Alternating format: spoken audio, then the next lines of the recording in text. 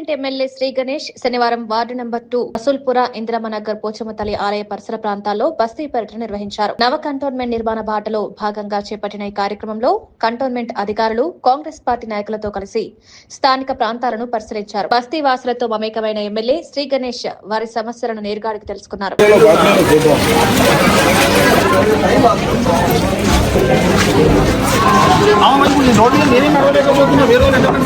పరిష్కారం పెట్టుకోమంటే పెట్టుకోమని చెప్తాం. వాళ్ళు HMW ఇస్తుంది.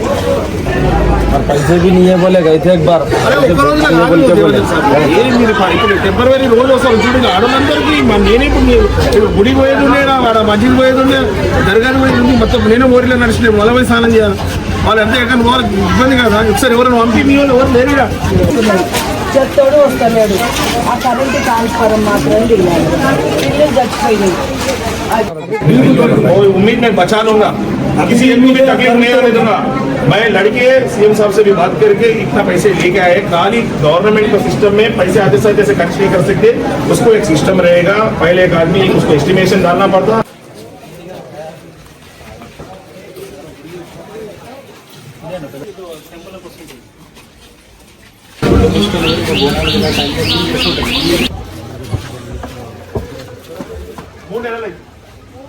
అందరూ చెప్తున్నా, రేపు అయితే ఎల్లుండి అయితే 3 నెలల టైం అవుతుంది. కానీ మీ మోరీలు మంచిగా అయితే మంచి నీళ్ళు మంచి లైన్ కూడా బాగా అవుతుంది, రోడ్ కూడా వస్తుంది. ఇవన్నీ కానీ 3 నెలలు మినిమం అవుతుంది.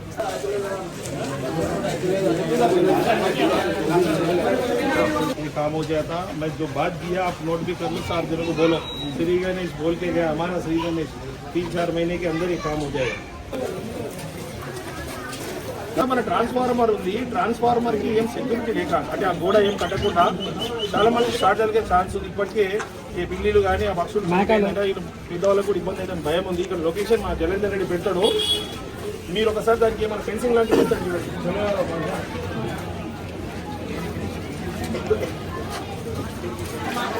3 महीने हो गया.